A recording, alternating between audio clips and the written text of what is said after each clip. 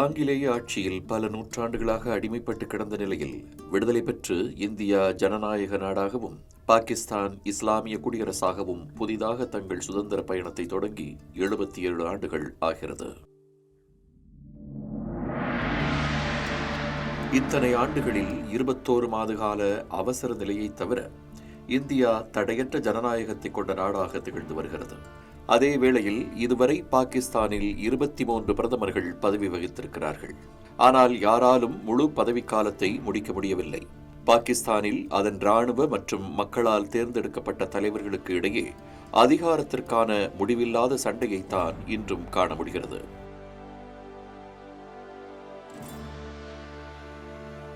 உண்மையில் பாகிஸ்தானில் ஜனநாயகம் 1971ஆம் ஆண்டுதான் பிறந்தது என்று சொல்ல வேண்டும். அதிலும் பாகிஸ்தானின் அதிபர்களாக இதுவரை 4 இராணுவ தலைவர்கள் இருந்துள்ளனர். அதாவது 77 ஆண்டுகளில் 32 ஆண்டுகள் பாகிஸ்தானில் இராணுவ ஆட்சியே நடந்திருக்கிறது.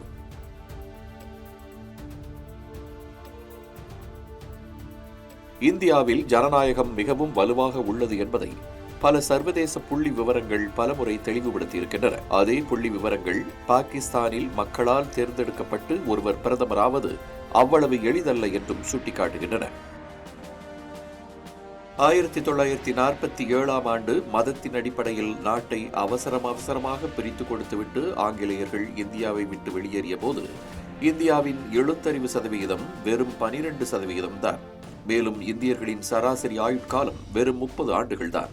வறுமை, நோய், ஊட்டச்சத்து குறைபாடு ஆகியவை நாடெங்கும் தலைவரித்தாடின. இந்தியாவின் தொழில்துறை மற்றும் தொழில்நுட்ப அடித்தளம் கிட்டத்தட்ட இல்லவே இல்லை என்று சொல்லிவிடலாம். இந்நிலையில் சில வரலாற்றாசிரியர்கள் இந்தியா ஒரு தேசமாக நிலைக்காது என்று கணிக்கும் அளவுக்கு சென்று விட்டனர். ஆனால் வேகமாக முன்னேறி இன்றைக்கு 77%க்கும் மேலான கல்வி அறிவும் சராசரி ஆயுட்காலம் சுமார் 70 ஆண்டுகளாகவும் பிற வளர்ச்சி குறியீடுகளில் பாகிஸ்தானை விடவும் இந்தியா சிறப்பாக இருக்கிறது.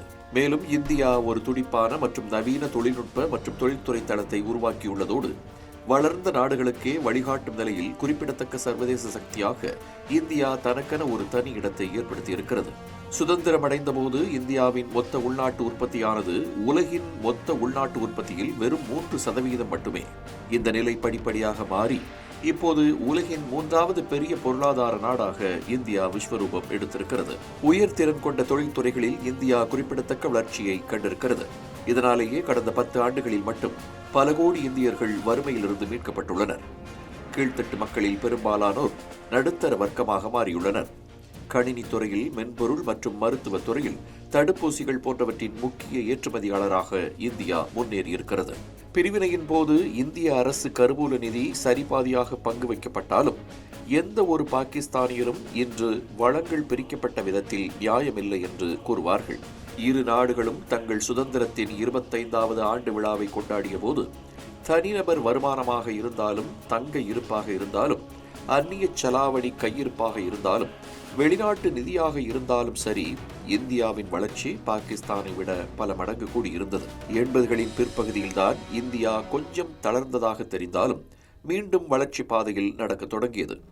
90களில் நவீன பொருளாதார சீர்திருத்தங்களை நடைமுறைப்படுத்தி வேகமாக முன்னேற தொடங்கியது இந்தியா. நாட்டின் முதல் பிரதமர் ஜவஹர்லால் நேரு முதல் இப்போதைய பிரதமர் நரேந்திர மோடி வரை சுதந்திரம் பெற்றதிலிருந்து துடிப்பான தலைவர்களே நாட்டின் பிரதமராக இருந்துள்ளனர். சுதந்திரம் வந்தபோதே பிரிவினை, பன்முகத்தன்மை கொண்ட நாட்டின் சிக்கலான வரலாறு, புவியியல் மற்றும் அதிகரிக்கும் மக்கள் தொகை ஆகியவற்றை கருத்தில் கொண்டு இந்தியாவின் பிரதமர்கள் நாட்டின் ஜனநாயக நரம்புகளை தளர்வடையாமல் புத்துணர்ச்சியுடன் வைத்திருப்பதில் மிகச்சிறந்த தேசப்பணியை செய்திருக்கின்றார்கள்.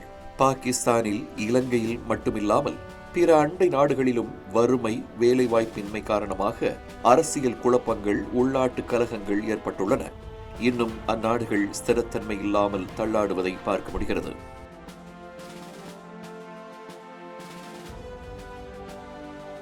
சிறு சிறு அரசியல் குழப்பங்கள் இருந்த போதிலும் 1947ஆம் ஆண்டிலிருந்து ஜனநாயக ரீதியாக இந்திய மக்களுக்கு நிலையான அரசாங்கங்களையும் நிலையான தலைமைத்துவத்தையும் வழங்குவதில் இந்தியாவின் பிரதமர்கள் மட்டுமல்லாமல் இந்தியாவின் அரசியல் கட்சிகளும் ஜனநாயக பொறுப்புணர்ந்து சிறப்பாக செயல்பட்டுள்ளன என்பதை பாராட்டாமல் இருக்க முடியாது.